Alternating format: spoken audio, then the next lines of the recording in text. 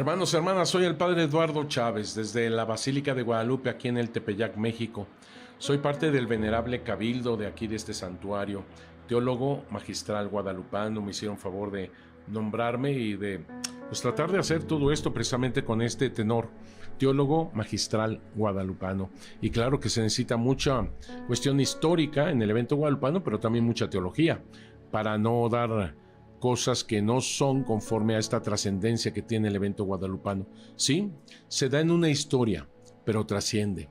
Y como yo lo veo, es una unidad, y me gusta más la palabra utilizarla, una armonía con la Sagrada Escritura, con la teología, con el magisterio, con todo aquello que nos enseñan los papas, los concilios, los sínodos. Es una cosa impresionante con la mentalidad indígena, con la mentalidad española de aquella época, de verdad es una armonía, es una armonía. Es que me gusta la palabra unidad, claro que sí, que todos seamos uno, pero armonía me lleva a pensar en un mestizaje en todo el sentido de la palabra, no solamente de la piel, sino en todo el sentido de la palabra, un mestizaje. Una armonía me lleva a la música, porque todo esto desde la mentalidad indígena, flor y canto, significa la verdad divina. Y es precisamente flor y canto la armonía de Dios. Por eso me gusta mucho la palabra, la armonía. Y bueno, siendo teólogo magistral guadalupano, se armoniza todo esto. Y también soy postulador de la causa de canonización de San Juan Diego. Fui postulador hasta que duró la canonización de San Juan Diego y traje los documentos donde firmó el Papa Juan Pablo II, donde se manifiesta esto, ahora sí que en firma, ¿verdad? de la canonización de San Juan Diego. Todo eso me tocó a mí, por Dios gracias, y por la Santísima Virgen, que cumplió, y yo fui instrumento, creo, de ello, lo que le juró a Juan Diego. Yo te enriqueceré, yo te glorificaré, yo te lo pagaré. Y a mí me consta que lo hace, me consta que sí lo hace. Es el laico indígena en los altares. Primer laico indígena de todo el continente americano que está en los altares como santo. Hay muchos más, eso no hay duda, pero él es el primero reconocido y puesto en los altares. Y ese momento en el cual vinieron aquí en el Tepeyac, vino San Juan Pablo II para canonizar a otro gran santo, San Juan Diego Cuauhtlatoatzin, y vinieron de todas partes del mundo. No sé si se vaya a dar en otro momento. Dos grandes santos en el presbiterio del Tepeyac. Realmente increíble. Les estaba hablando de todas estas circunstancias de la postulación y todo lo que fue pasando, ¿no? Gracias aquí a mis hermanos me recordaron el nombre de aquel cardenal que vino para la presentación del libro. Fue su eminencia Darío Castrillón Hoyos, gran amigo colombiano. Él fue el que dijo tantas cosas hermosas en este altar del Tepeyac. Y volteó así porque el altar del Tepeyac está aquí, a un ladito mío. Entonces, por eso me da mucho gusto que esto lo hagamos desde el Tepeyac mismo, desde la nueva basílica para el mundo entero. Realmente es un don de Dios.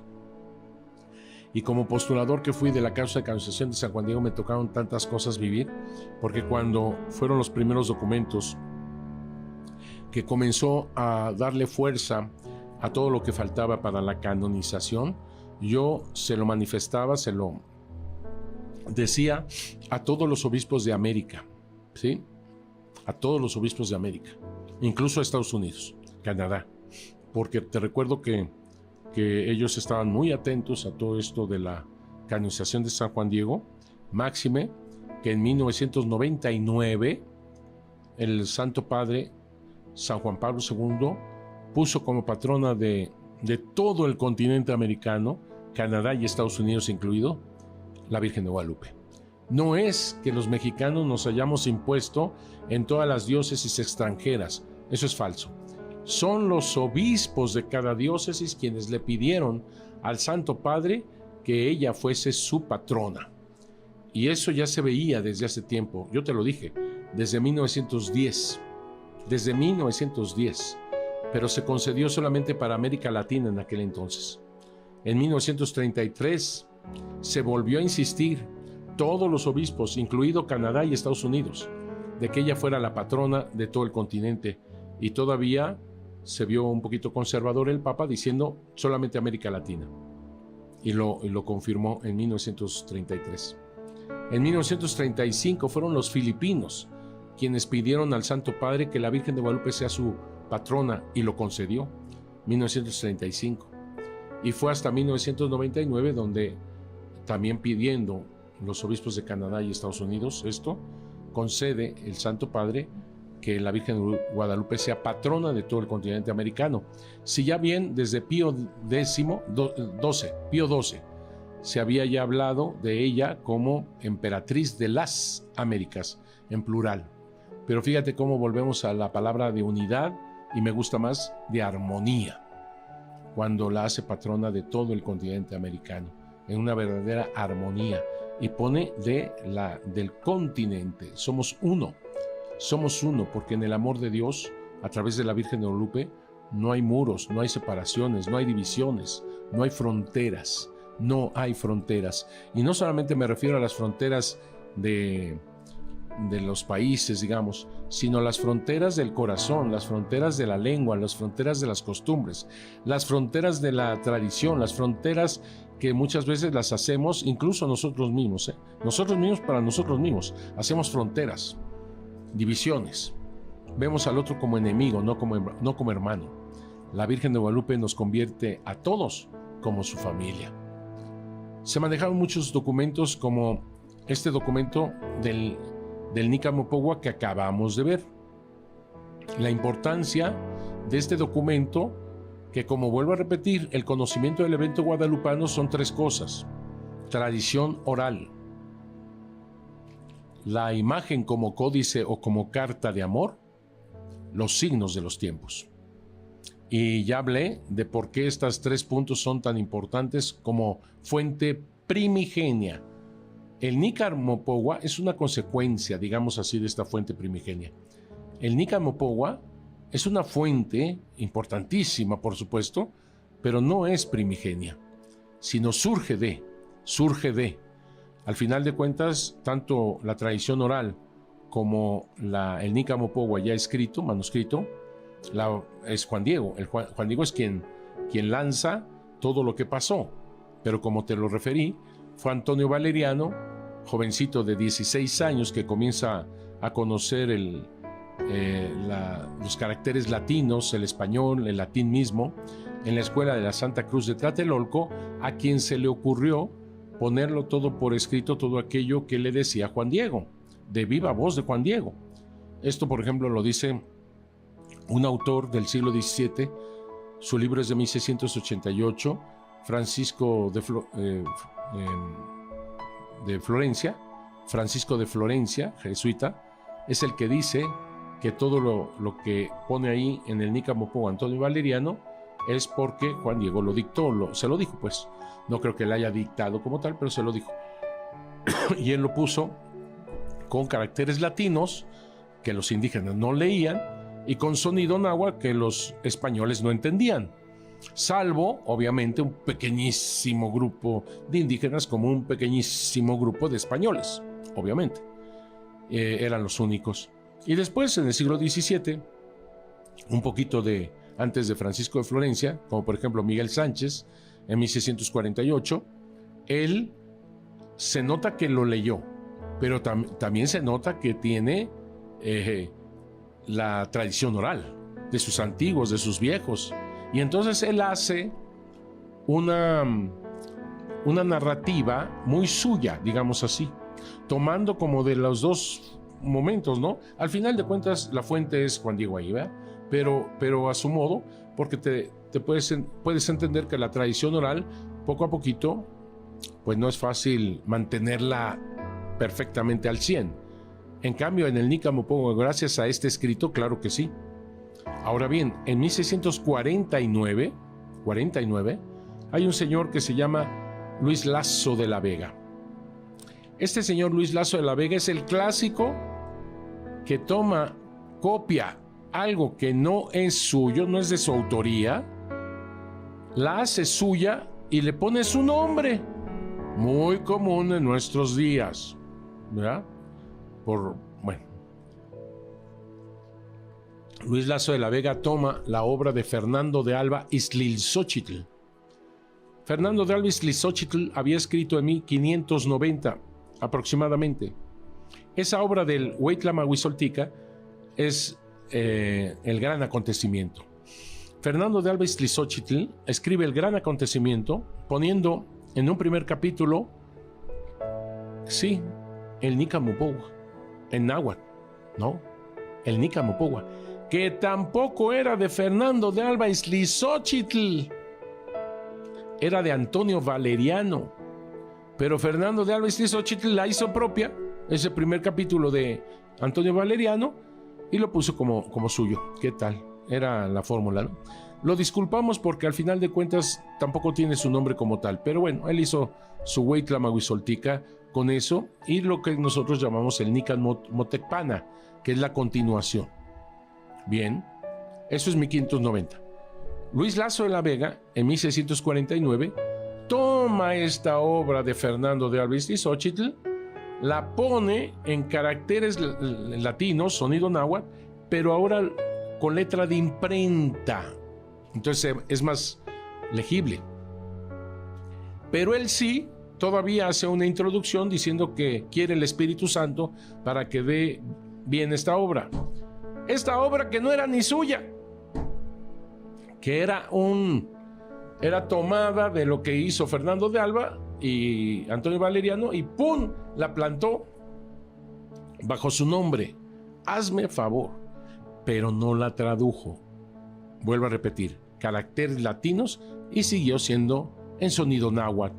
Si bien ya otros más autores, más que en el siglo XVI, sabrían entender, porque sabían tanto caracteres latinos como sonido náhuatl, pero aún así no fue popular, no fue para todo el mundo, solamente a algunos exclusivos.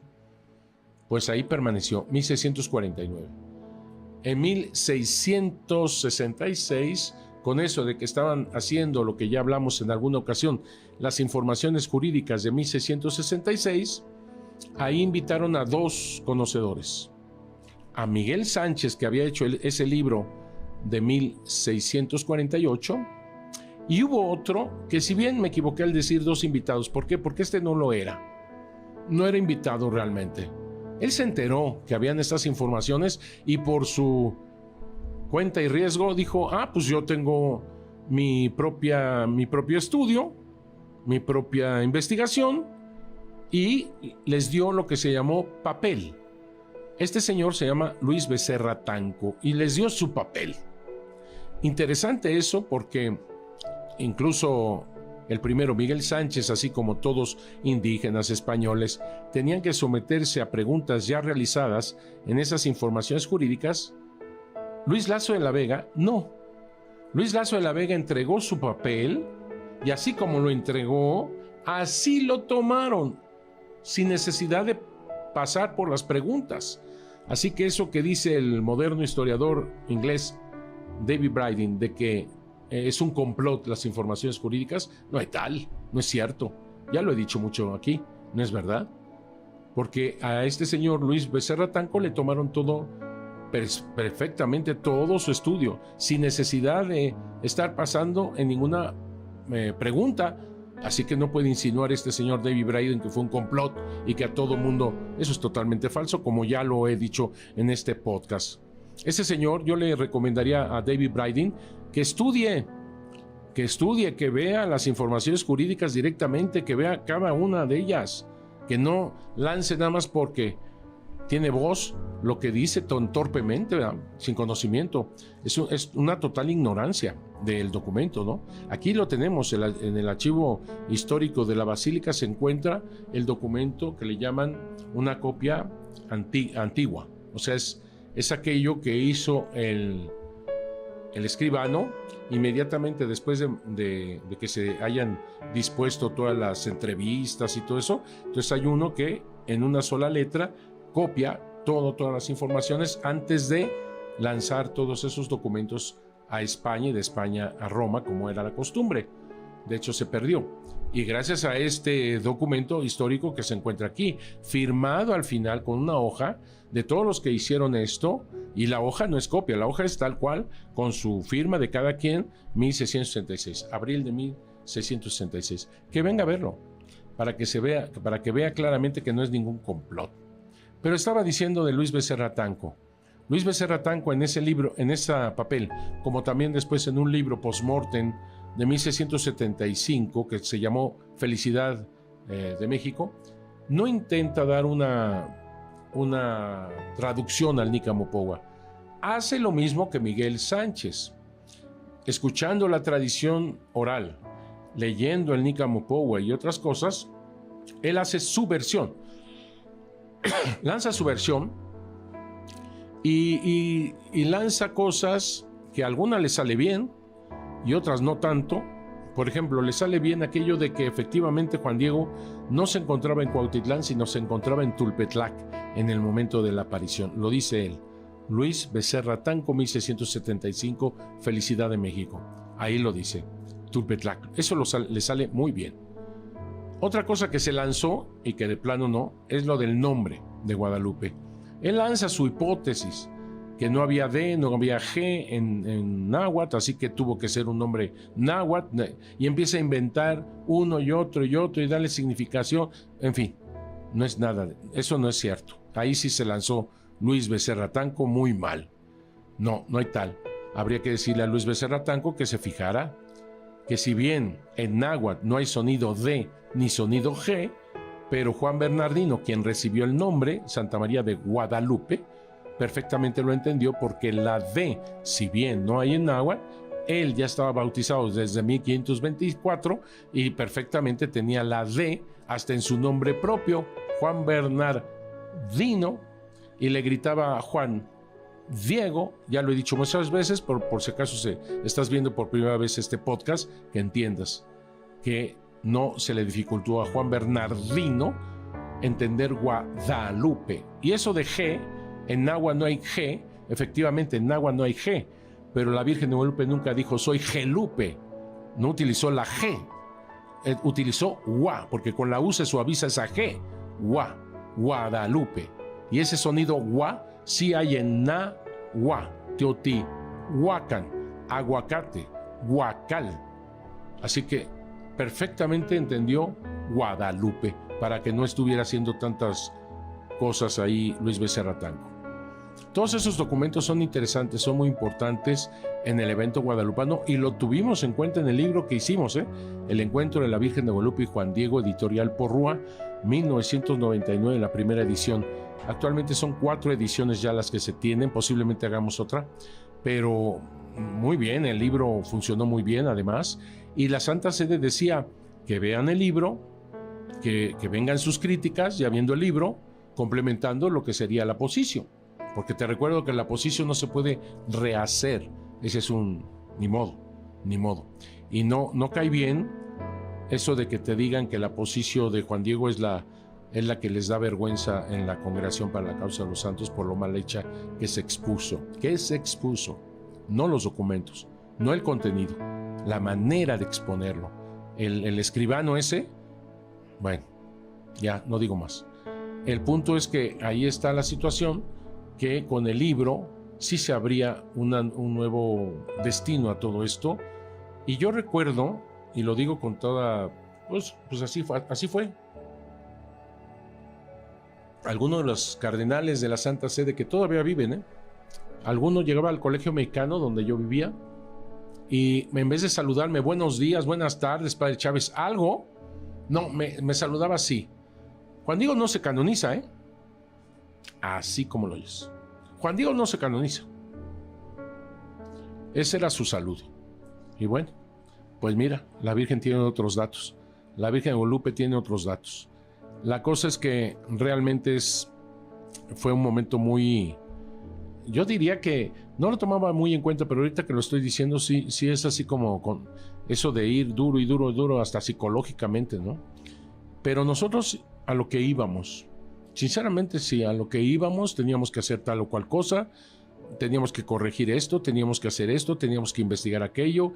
Yo, por ejemplo, tenía que leer muchos libros, muchos, además de los que me dejaban ahí los muchachos, tenía que leer muchos libros porque yo me sentía que mucho de esto teníamos que tener muy bien cada fuente, saber cuál era su momento, etcétera, etcétera. Es muy interesante. Ahorita ya lo digo muy interesante, pero en ese momento era un trabajal, no olvídate. Fue muy fuerte. El caso es que continuamos y no faltó que ciertamente algunos escribieran como en contra, pero o hicieran cosas en contra, pero ya no podían en contra de documentación que estaba ahí, en contra de la fundamentación de toda esa documentación que estaba ahí. Entonces tenían que hacer un estar en contra de otra manera. Y así fue como uno de los sacerdotes, y desgraciadamente que surge de aquí, de este santuario, llegó a Roma, enviado para que les dijera que la Virgen de Guadalupe nunca se ha tenido ningún estudio ni investigación, no se ha escrito tanto de la Virgen de Guadalupe, se necesita mucho más estudios. Y yo cuando escuché eso, cuando me llegó a mí ese rumor, que lo tomé muy en serio, dije, no puede ser, esto es una vacilada. ¿Cuántas cosas me falta a mí todavía leer de la Virgen de Guadalupe? De todos los siglos, por el amor de Dios, si alguien ha sido más estudiado, es la Virgen de Guadalupe, de una manera impresionante. Y entonces comencé a hacer una bibliografía, duro con la bibliografía. Y logré 3,355 títulos. Lo que pasa es que esa bibliografía actualmente la estoy actualizando y ya llevo más de 4,000 estudios. Algo de esto yo ya dije, pero claro, cuando lo entregué y todo eso, pasó, porque se dieron cuenta de que habían sido engañados por este sacerdote.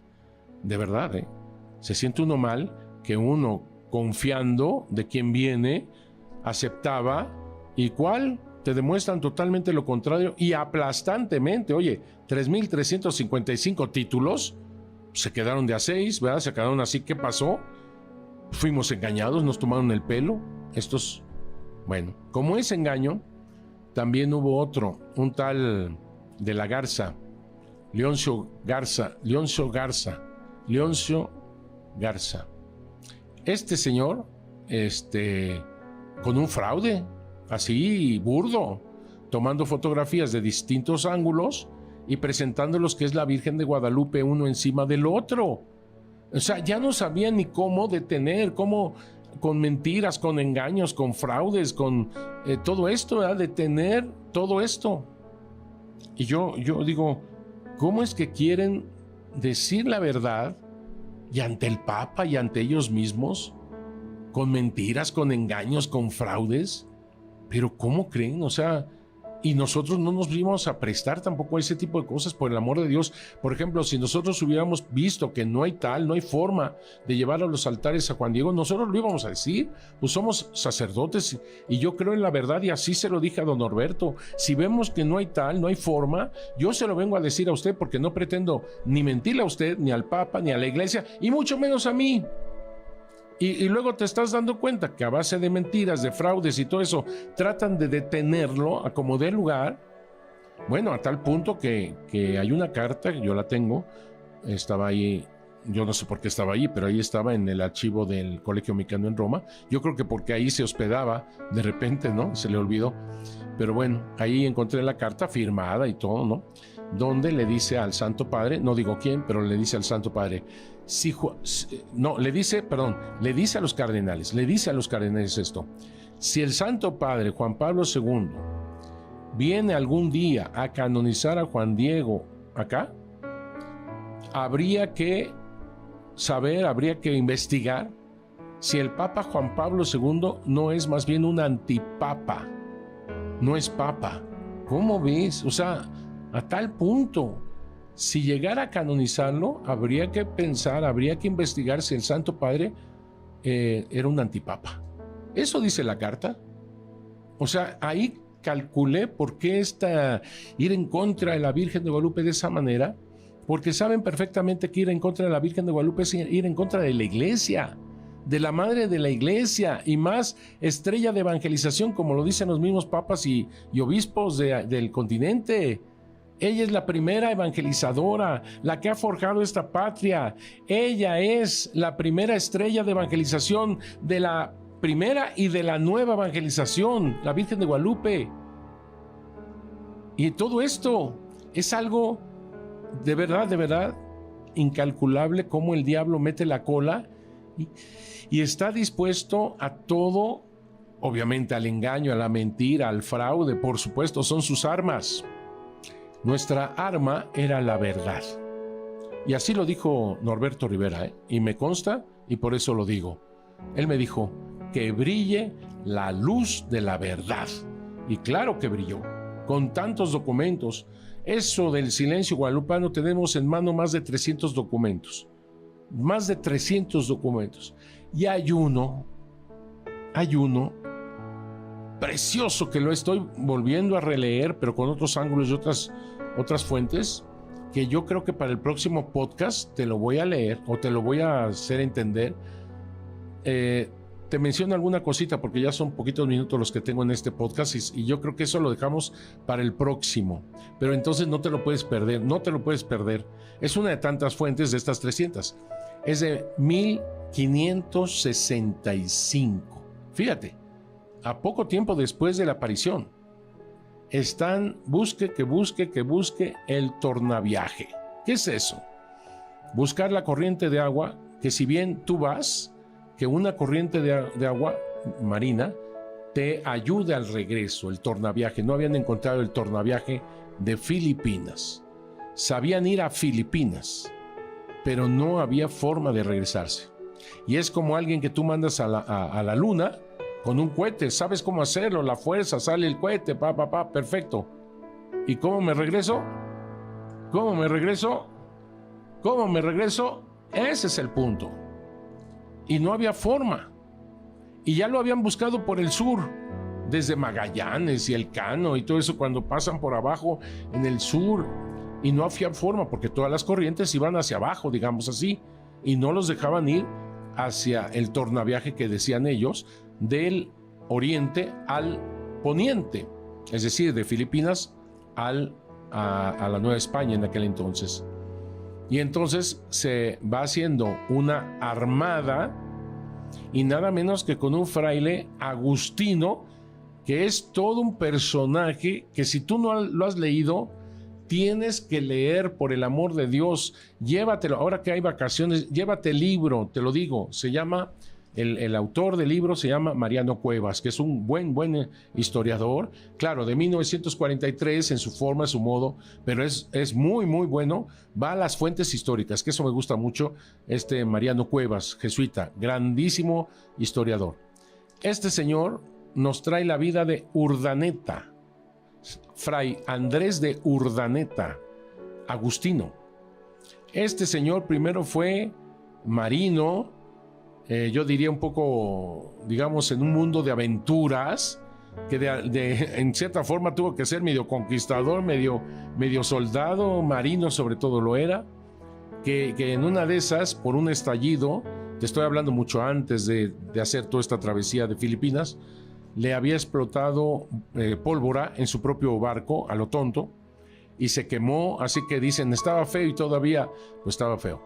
Y bueno, todavía así como marino y todo eso, llega a México, conoce a los agustinos y se hace agustino. Estamos hablando de un señor de 40 y tantos años que se hace agustino, con toda la vida de marino, y gran marino, Además tenía ese tacto humano tan importante, de diplomacia, de tratar bien a todos. Realmente él llegaba a cosas muy bonitas, tenía valores muy grandes, y cuando vio a los agustinos, ni modo, dijo, se acabó todo lo que estoy haciendo y quiero ser sacerdote agustino, fraile agustino. Y mira quién fue, y mira cómo fue. Y es que no te lo puedes creer cómo fue ese tornaviaje. ¿Y por qué estoy hablándolo aquí? Porque ese tornaviaje estaba dedicado a la Virgen Santísima de Guadalupe de México. Y a tal punto que cuando se estaban hundiendo, cuando estaban en la catástrofe, cuando estaban a punto de zozobrar, no te lo digo hasta el próximo podcast. Así que si no estás, Como se dice en náhuatl, so sorry. Nos vemos para el próximo podcast. Que Dios los bendiga.